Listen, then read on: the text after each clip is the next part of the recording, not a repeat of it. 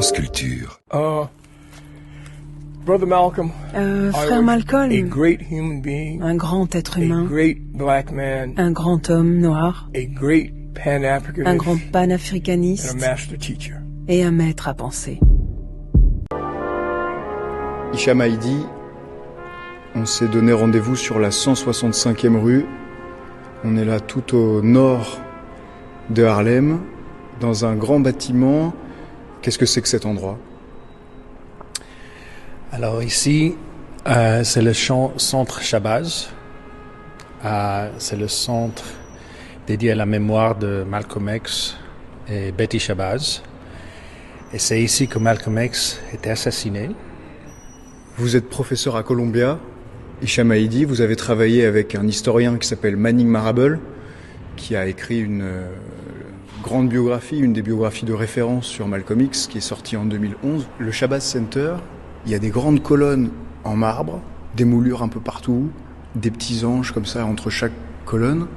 On monte les escaliers et la salle de bal est au-dessus. Ouais. Donc cet endroit s'appelait The Audubon Ballroom. Et Malcolm X est venu le 21 février. Il est venu ici pour parler à 400 personnes. Il avait 400 personnes rassemblées ici dans la salle. Et c'était les membres de l'organisation qu'il avait créée, l'organisation pour l'unité afro-américaine. Il a commencé à parler et tout d'un coup, quelqu'un a crié « Sors ta main de ma poche ». Audubon Ballroom, 21 février 1965, 15h10, enregistrement original. And without any further ado, I bring before you Minister Malcolm, and I pray that you and I will listen, hear, and understand. Thank you.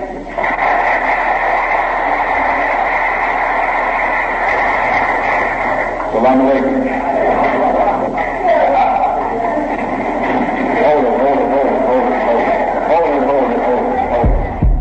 Audubon Ballroom, 21 février 1965, 15h10, extrait du film de Spike Lee.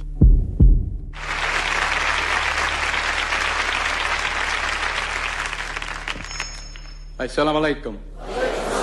Get your hand out of my pocket! Get your hand out of my pocket, nigga! Brother, please, hold. Get your hand out my pocket! Get your hand out my pocket! Sors tes mains de ma poche! And Malcolm said, hold it, hold it, hold it. Et Malcolm dit, du calme, du calme. This man had a smoke bomb that he threw down on the floor. It was really like a sock and it had Cet homme avait un fumigène qu'il a balancé par terre. C'était une chaussette avec de la pellicule dedans et il l'a allumé. Ça a semé encore plus de troubles. Son équipe de sécurité, les deux hommes à la tribune, s'éloignent de la scène. Et il laisse Malcolm sans défense. À ce moment-là, un homme à la peau très noire, très costaud, s'accroupit à environ 5 mètres de Malcolm. Il vise et il tire avec un fusil. Le tir est parfait, en plein dans le cœur de Malcolm. Malcolm lève la main. The man fired the shotgun again. Et l'homme tire une deuxième fois. Malcolm tombe par terre. Head hit the stage. Sa tête heurte la scène. And then 2 men jumped up from the front. Et 2 hommes sautent dessus. One firing a 38 German Luger. L'un avec un Luger calibre 38. A 45. L'autre avec un calibre 45. Into Malcolm's prone body. Et ils vident leur chargeur sur le corps couché de Malcolm. Et c'est comme ça que commence l'histoire de qui a tué Malcolm X. Et on essaie de percer ce mystère. C'était comme un champ de bataille. On entendait des tirs de partout. Avec 4 autres personnes, je me suis réfugié dans les toilettes. Et quand la fusillade s'est arrêtée, on est sorti. Je me suis précipité dans la salle et j'ai ouvert la porte qui donnait sur scène. Et quand je suis arrivé là, j'ai vu frère Malcolm par terre. Sa chemise était ouverte et je voyais les impacts de balles sur son corps. Je me suis dit, il va mourir. Et aucun docteur n'est venu. L'hôpital de l'université de Columbia était de l'autre côté de la rue, aucun docteur n'est venu. Les frères y sont allés pour voler un brancard. Ils l'ont mis dessus et ils l'ont porté en face à l'hôpital de Columbia. Et moi, j'ai simplement essayé de marcher un moment et je me suis assis, peut-être pendant 1 heure. Et je suis rentré à la maison. Je suis parti quand on nous a dit qu'il était mort.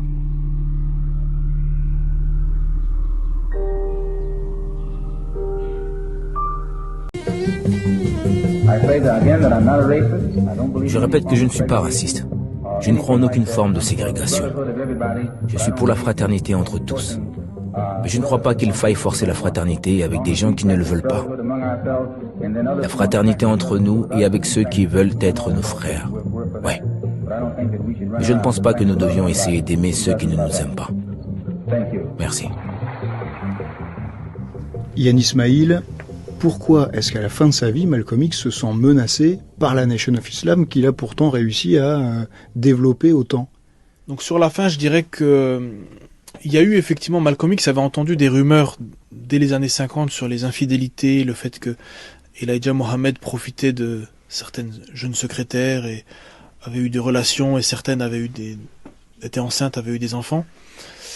Mais il y a beaucoup d'autres éléments qui sont à prendre en compte. Il y a eu aussi la divergence avec la mort de Ronald Stock, où Malcolm X voulait une réponse beaucoup plus dure de la Nation of Islam, parce que Malcolm X était un partisan du self-défense, c'est-à-dire que il considérait que si les Noirs étaient attaqués, par exemple dans le Sud il y avait beaucoup d'attaques du Ku Klux Klan qui assassinait des Noirs, il considérait qu'il devait s'organiser pour répondre à ces attaques. Et donc effectivement cet épisode-là a créé une divergence avec Elijah Muhammad et a créé des tensions entre Malcolm X et la direction de la Nation of Islam. Le problème c'est que de plus en plus, par la place qu'il occupait dans les médias, le succès qu'il avait, il a engendré beaucoup de jalousie au sein de la Nation of Islam. Et finalement, arrive le meurtre de Kennedy. Dallas, 22 novembre 1963. Où Elijah Muhammad exige qu'aucune réaction publique ne soit faite par ses militants. Et là, Malcolm X, à un moment donné, à la fin d'une conférence à New York, il a cette petite phrase où il dit « Chickens coming home to roost ». Ça veut dire quoi? Comment est-ce qu'on peut traduire ça? C'est un peu l'équivalent en français, mais c'est un peu plus nuancé en anglais, de qui sème le vent récolte la tempête. Ce qu'il voulait dire, en gros, c'était... parce qu'après, ça a fait scandale dans les médias, parce que Kennedy était un président très aimé. C'était... Malcolm X a fait référence aux différentes guerres que les États-Unis mènent à l'étranger, à l'assassinat de Lumumba, et en disant qu'on peut pas promouvoir la violence à un tel degré à l'étranger, et ne pas penser qu'à un moment donné, elle va revenir comme un boomerang aux États-Unis. Ouais. Sauf que sa phrase fait scandale, et là Malcolm X est suspendu. Il faut savoir que la Nation of Islam avait des règles strictes. Quand vous ne respectiez pas les règles, par exemple si vous alliez boire de l'alcool, fumer une cigarette, vous pouviez, selon la gravité de ce que vous avez fait, être suspendu. Donc lui, il est suspendu. Est-ce que c'est à ce moment-là que les gens de la Nation of Islam ont commencé à imaginer des plans pour assassiner Malcolm X? Tout à fait. Et il y avait vraiment une campagne de haine, que ce soit les prêches des ministres dans les différents temps, que ce soit Mohammed Speaks, le journal de la Nation of Islam. On avait vraiment des appels indirects au meurtre en public et en privé, clairement des éléments qui allaient appeler à la mort de Malcolm X. Ça a créé un climat. 5 colonnes à la une, 5 mars 1965. Ce prédicateur, c'est James X, qui justement a succédé à Malcolm X après la rupture comme responsable d'Harlem. Oui, Malcolm X est un traître. Malcolm X is the type of traitor that once you experience such a person as that, and he had reached a high level of recognition. Malcolm X est un traître ingrat. On se demande qui peut encore se fier à lui. Il vivait plus confortablement que les autres musulmans, et c'est nous qui l'avions fabriqué. Même les Blancs ne peuvent pas se fier à lui. All of us praised Malcolm X and supported him, and we made him to be the man that he was. But now he went against that. I'm certain that we can't trust him, and I doubt that the civil writers can trust him, and I don't believe that the white man can trust him.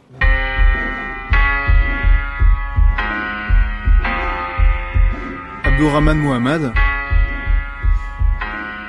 vous êtes chercheur indépendant, vous avez pendant des années enquêté sur la mort de Malcolm X, vous êtes aussi l'auteur d'une série documentaire qui a été diffusée sur Netflix en 2020, Who Killed Malcolm X, et on a devant nous une série de documents, je crois qu'ils viennent tous du FBI ou de la police de New York. Quand est-ce que le FBI a commencé à s'intéresser à Malcolm X? Believe it or not, croyez-le ou non, the file on Malcolm X was opened in the FBI. Le dossier Malcolm X in 1950. A été ouvert par le FBI en 1950. Had written a letter to the president of the United States. Malcolm avait écrit une lettre au président des États-Unis, Truman. And this was during the Korean War. C'était pendant la guerre de Corée. And Malcolm, who knows if it got to the president? Probably not, right? Est-ce que c'est arrivé jusqu'au président? Probablement pas. Mais Malcolm disait dans cette lettre, je ne sais pas s'il plaisantait ou quoi, j'ai toujours été communiste.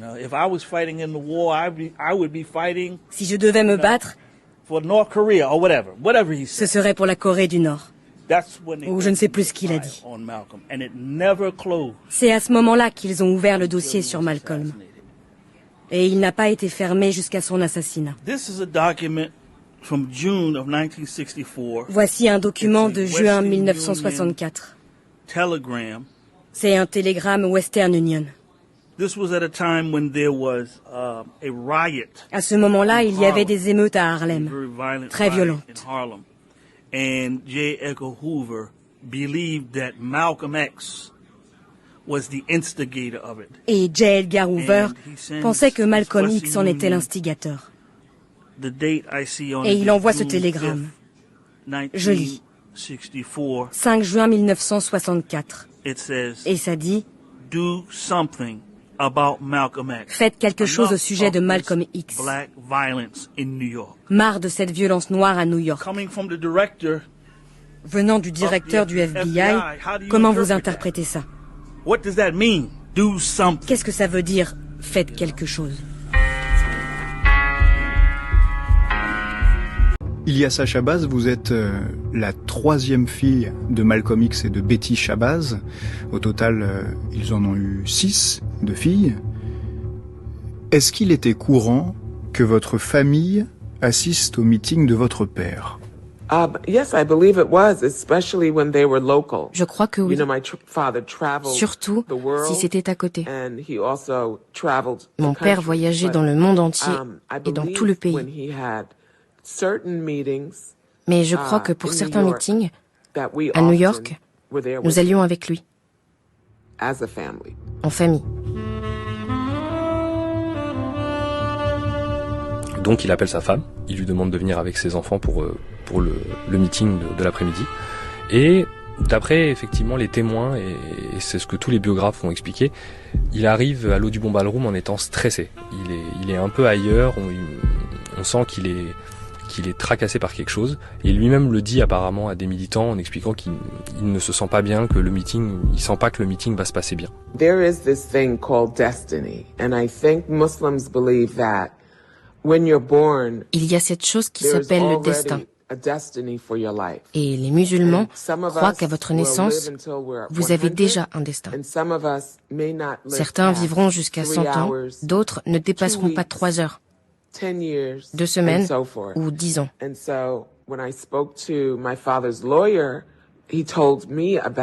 L'avocat de mon père m'a partagé une histoire que mon père lui avait racontée. L'histoire d'un homme sur un cheval. Il arrive à l'intersection de 3 chemins. Lequel va-t-il prendre? Je crois qu'il s'appelle Omar. Omar l'esclave. Et en réalité, peu importe le chemin, la mort est au bout et elle l'attend. C'est ça qu'on appelle le destin. Vous ne pouvez pas échapper à ce qui est inéluctable. L'homme ne dispose que d'un certain temps pour faire ce qu'il doit faire. Penser à la mort ne me dérange pas, contrairement à d'autres. Je n'ai jamais imaginé que je vivrais vieux. Même avant d'être musulman, quand je trafiquais dans le ghetto, puis en prison, j'ai toujours pensé que je mourrais d'une mort violente. C'est courant dans ma famille. Dans quel état d'esprit il était, Malcolm X? Comment est-ce que vous l'avez trouvé, Peter Bailey? You're a man. Vous êtes un homme. You're a father. Vous êtes un père. You got a wife. Vous avez une femme enceinte. 4 little children. Et 4 enfants. I think it was about 6. L'aîné devait avoir 6 ans. La plus jeune, 1 an et demi. Comme n'importe quel homme dans cette situation, il pouvait être un peu préoccupé. Je n'ai pas beaucoup vu après ce qu'il s'était passé, l'incendie de sa maison. Mais il était décontracté. Frère Malcolm savait toujours garder le contrôle pour ne pas montrer ses sentiments en public. Il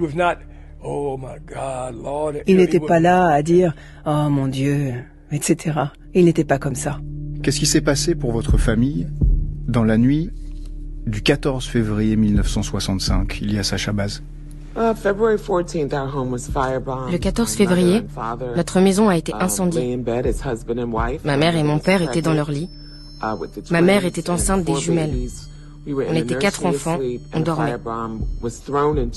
Un cocktail Molotov a été jeté dans notre chambre. Abdurrahman Mohamed, on est dans le Queens, à l'est de New York, dans une petite maison, c'est la maison de Malcolm X. Il va se coucher vers minuit, minuit et demi, et à 2h30, on entend du bruit dans la maison. Qu'est-ce qui se passe? Well, the quiet, calm night was broken by a firebomb. It was a horrific crime. Le calme de cette nuit d'hiver left very little of Malcolm's possession. A été brisé par un cocktail Molotov.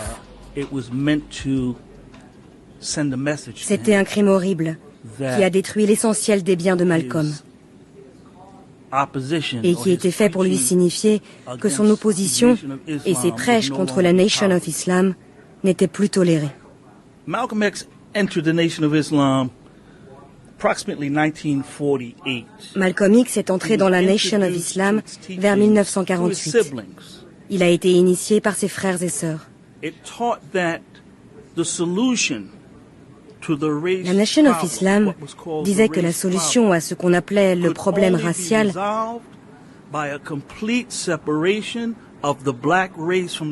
ne pouvait être que la séparation totale des Noirs et des Blancs. Ça se présentait comme un mouvement religieux, mais au fond, c'était un mouvement nationaliste noir, un mouvement séparatiste. Et Malcolm a adhéré à cette conception de l'islam parce que ça expliquait toutes les souffrances de sa vie. La mort de son père, dont il disait que c'était le fait de la Black Legion, qui étaient des suprémacistes blancs, l'internement de sa mère, l'assistance sociale, qu'il accusait d'avoir déchiré sa famille, son professeur d'anglais au collège, qui lui avait dit que, parce qu'il était noir, il ne pourrait pas devenir avocat. Tous ces blancs qui avaient croisé son chemin, la Nation of Islam disait qu'ils étaient des démons. Ils ne sont même pas humains. Ce sont des démons. Voilà ce qui a attiré Malcolm X. New York, Queens, 14 février 1965. Yann Ismail, docteur en droit, en islamologie, vous avez mené un projet sur la vie de Malcolm X. Il est minuit et demi, il est fatigué. Qu'est-ce qui se passe 2 heures après? Il accuse la Nation of Islam quand les secours viennent, quand les caméras viennent, et il est révolté. Et la Nation of Islam, interrogée par les médias, dit c'est un coup monté par Malcolm X lui-même pour attirer l'attention sur lui, pour se faire de la pub. Et finalement, quelque part, les médias donnent un peu de crédit à cette thèse. Avec le recul, avec ce que d'autres chercheurs ont fait, ce que moi j'ai fait aussi en tant que chercheur dans les interviews que j'ai conduites, on sait que c'était Captain Joseph, qui était le capitaine de la mosquée numéro 7 de New York, qui a donné l'ordre à d'autres membres. On a des noms qui circulent. Qui était la mosquée de Malcolm X. Tout à fait, tout à fait. Et donc c'est eux qui ont mis le feu à sa maison.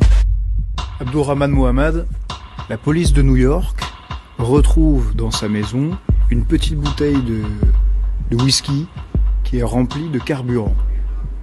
Est-ce qu'on peut imaginer que c'est Malcolm X qui a mis le feu à sa maison? This is one of the most vexing questions associated with the campaign to destroy Malcolm X. C'est une des questions les plus délicates dans l'opération pour éliminer Malcolm X. Qui a mis cette bouteille d'essence dans sa maison? Malcolm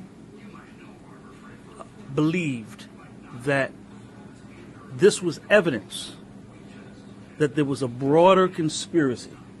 Malcolm voyait ça comme la preuve qu'il y avait une conspiration plus vaste entre la Nation of Islam, qui était son ennemi affiché, or quarters within the New York City Police Department or possibly the FBI, et des forces de la police de New York, et possiblement du FBI, qui voulaient le tuer. Quel âge est-ce que vous aviez en février 1965, Ilyas Shabazz? Well, you know, here's the thing. I was very young and I wasn't Je vais vous dire, j'étais très jeune. My birthday is in July. Je n'avais pas encore 3 ans. Mon anniversaire est en juillet. J'imagine que ce genre de trauma a un effet sur n'importe qui. Le 21 février, pour ma mère et ses filles, tous ces bébés, d'être là, d'assister à l'horrible lynchage de son mari, et tout le chaos et le bruit de ce moment.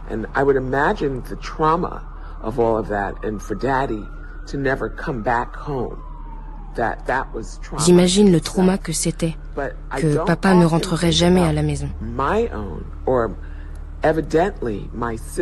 Mais je ne pense pas souvent à moi ou à mes sœurs. Je pense plutôt à l'effet que ça a eu sur ma mère. La douleur, la perte et le fait d'avoir vu.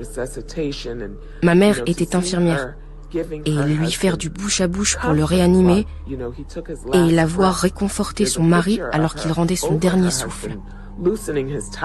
Il y a une photo d'elle au-dessus de son mari qui défait sa cravate.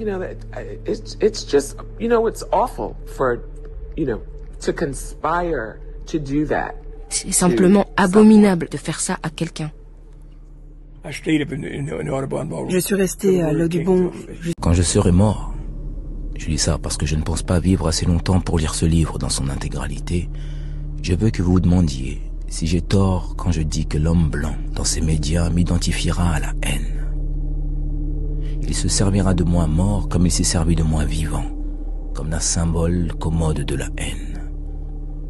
Et ça l'aidera à éviter de faire face à la vérité, c'est-à-dire que tout ce que j'ai fait, c'est tenir un miroir, c'est montrer l'histoire des crimes innommables que sa race a commis contre la mienne. Vous verrez.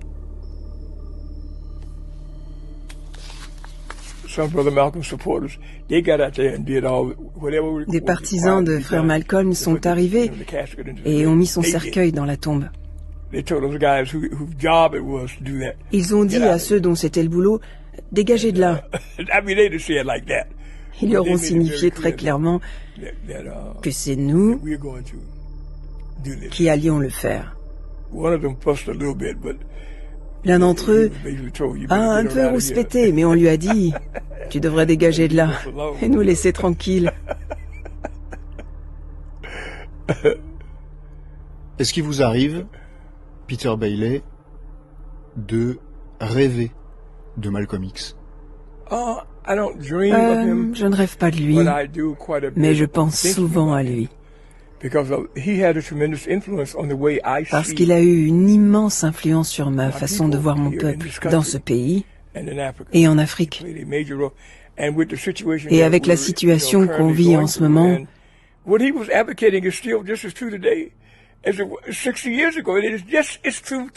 ce qu'il disait il y a 60 ans est tout aussi vrai aujourd'hui. C'était quelqu'un de très moral.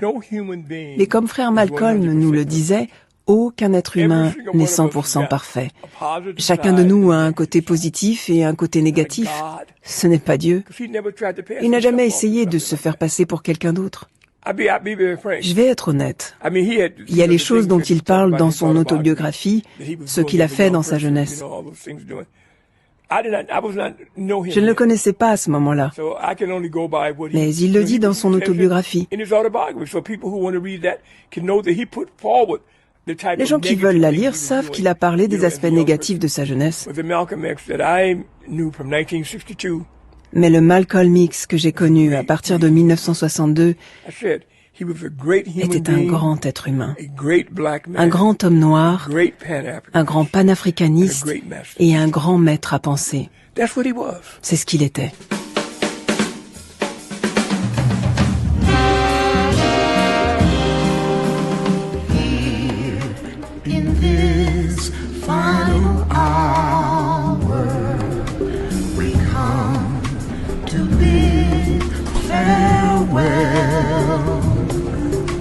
To one of our brightest hopes, extinguished now and gone. Meurtre à Harlem, avec Peter Bailey, Jonathan Demey, Naja Zigbee Johnson, Abdourahmane Mohamed, Ilyasa Shabazz, Yann Ismail et Hicham Haïdi. Malcolm X est interprété par Biran Ba. L'autobiographie est traduite par Anne Guérin, Gaël Differ et Marie Herman et parue aux éditions Hors d'atteinte. Vous avez entendu les voix de Prudence Castelot, Pauline Ziadé, Bonnie Charles, Myriam Ajar et Anne de Peufeyou, enregistrées par Nadège Antonini et Claire Levasseur. Vous avez entendu également des extraits du film Malcolm X de Spike Lee. Merci aux éditions Sileps et La Fabrique. Responsable éditorial Emmanuel Laurentin, coordination Christine Bernard, chargée de programme Anne-Vanessa Prévost, Malcolm X, Colère Noire, une grande traversée de Romain Weber et Yvon Croisier.